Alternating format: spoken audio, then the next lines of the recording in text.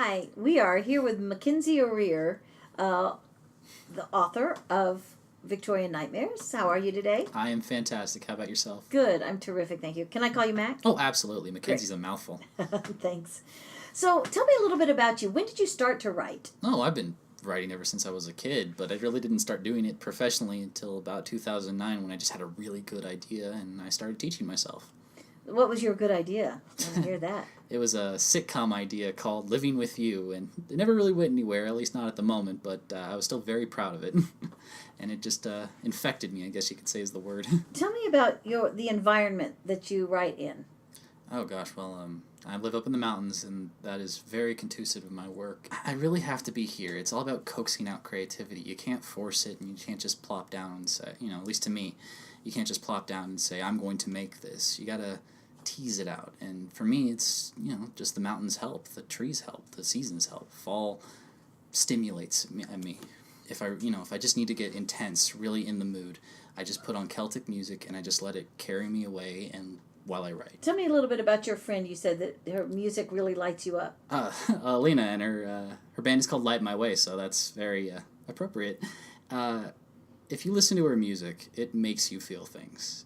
And sometimes if I need to really feel something for a character or just coax out that emotion, her music's kind of perfect for that, if that makes sense. What kind of music is it? Progressive rock, I guess I'd call it, maybe alternative rock. She doesn't seem to be very nailed down, but it's very fast-paced, very energetic, and just very, very strong. You've talked a couple of times about coaxing out your story. How do you do that? What do you mean by that? For me personally, it's all about kind of getting in that state of madness, having a million voices speaking as the characters. They all have a life going on inside my head, and I'll just coax it out, let the creativity pour out on the page, and if it's a good idea, and I'll know it's a good idea because the story will start to tell itself. How often do you write?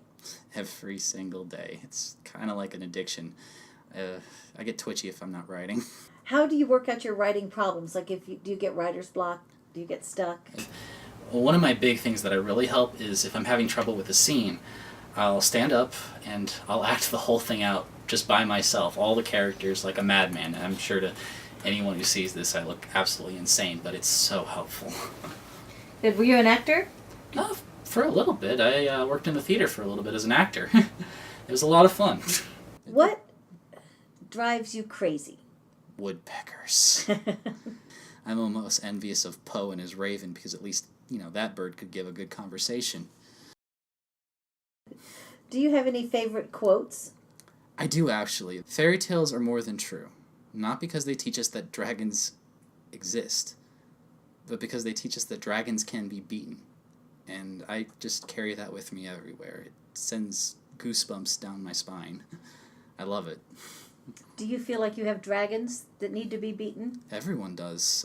I get anxiety, I get depression, I get into really horrible funks, but I can't let them win. They can win the battle, but I can't let them win the war if I'm going to do this.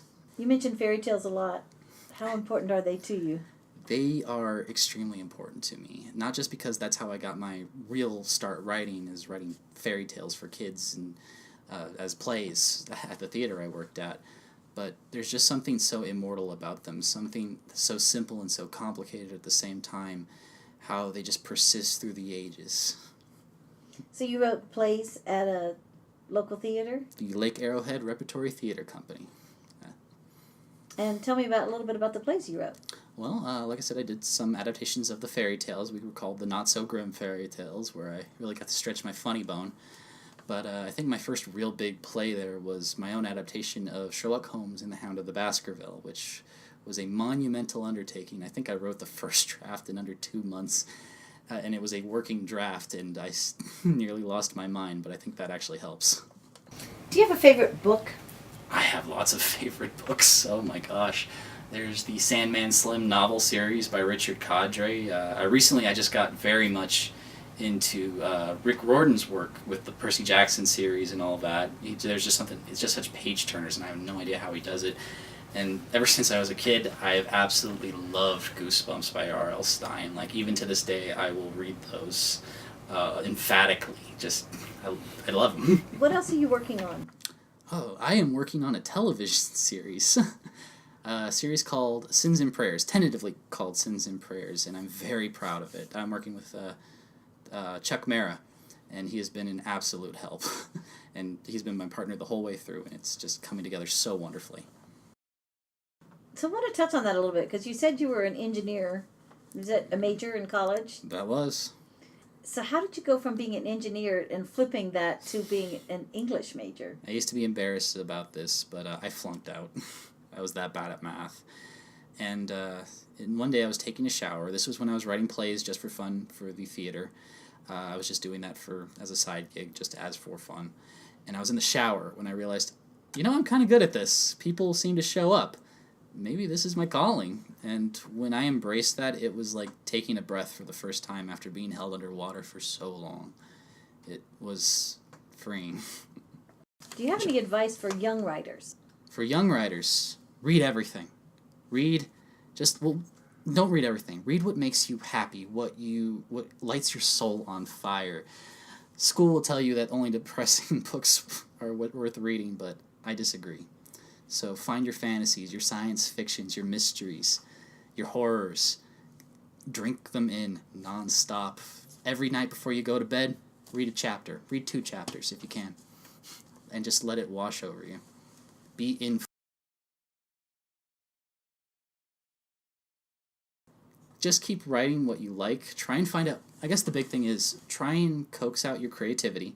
Find out what brings it out. Like I said, you can't just force it. Find out what brings it out. But the big thing I have to say, and I say this with all the sincerity in my heart, is slay your dragons.